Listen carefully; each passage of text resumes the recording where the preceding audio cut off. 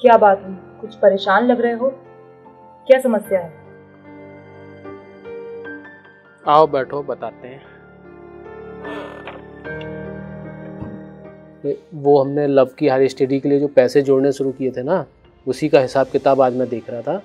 पिछले 5 साल में अभी तक सिर्फ 7 लाख रुपए ही जुट पाए हैं, और अब अगले 12 साल में 50 लाख कैसे जुटेंगे ये समझ नहीं आ रहा है। पर तुम तो हर महीने 10,000 रुपए निवेश करते हो, वो भी अलग अलग जगह। फिर क्या दिक्कत हुई? कहीं कोई गलती तो नहीं हो गई? हाँ यार, गलती तो हो गई है, कि समझ नहीं आ रहा है कहाँ हुई है। लगता है एक्सपर्ट की सलाह लेनी ही पड़ेगी। आप भी सोच रहे होंगे कि आखिर राहुल से कहाँ गलती हुई, या आपने भी तो कुछ ऐसा नहीं कर रखा। इसे समझेंगे, लेकिन उससे पहले ये तो जान लीजिए राहुल हैं कौन। राहुल शर्मा दिल्ली में रहने वाले एक कॉरपोरेट एम्प्लॉय हैं। उनका 5 साल का बेटा है लव। पत्नी आराधना शर्मा एक हाउसवाइफ हैं।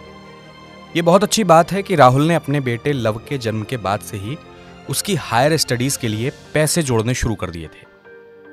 उनका टारगेट 17 साल में 50 लाख रुपए इकट्ठा करने का है। इसी के चलते राहुल ने एफडी, पीपीएफ और आरडी जैसे कई ट्रेडिशनल साधनों में निवेश किया। इन साधनों में राहुल को औसतन 6% का ही रिटर्न मिला।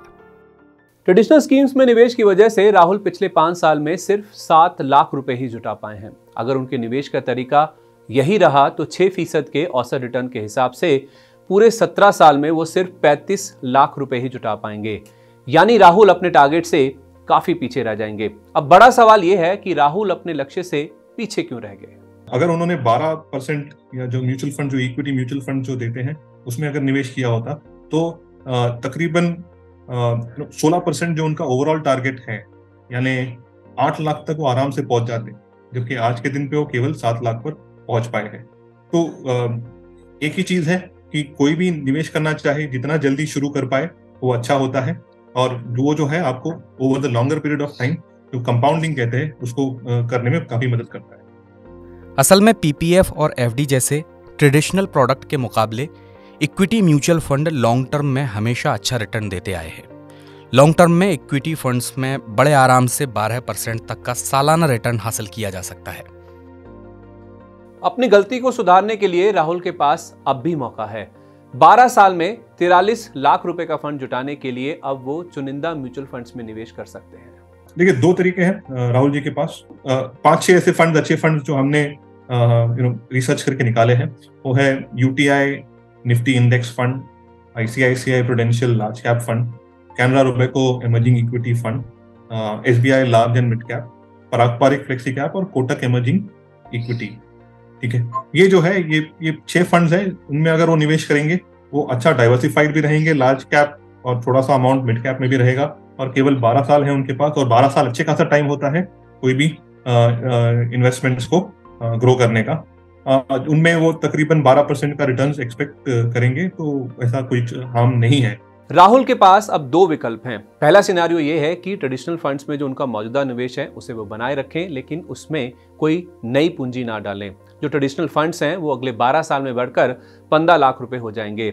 इसके साथ साथ उन्हें हर महीने नए निवेश के तौर पर 12,000 रुपए की एसआईपी शुरू करनी होगी। 12 साल में जो एसआईपी है वो बढ़कर करीब 38 लाख रुपए के आसपास का फंड जमा कर लेगी। इस तरह अगले 12 साल में उनके पास करीब 53 लाख रुपए के आसपास का फंड जमा हो जाएगा। दूसरा विकल्प यह है कि जो ट्रेडिशनल स्कीम्स में पैसा लगा हुआ है उसकी रकम निकालकर एक इक्विटी म्यूचुअल फंड में लगा दी जाए। इस तरह 12% के सालाना रिटर्न के हिसाब से अगले 12 साल में यह पैसा बढ़कर 27 लाख रुपए हो जाएगा।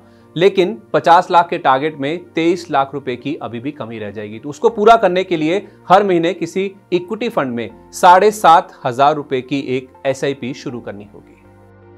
पिछले 5 साल में अगर हम देखें तो यूटीआई निफ्टी 50 इंडेक्स और ICICI prudential large and mid cap fund जैसे फंड ने करीब 12% का रिटर्न दिया है।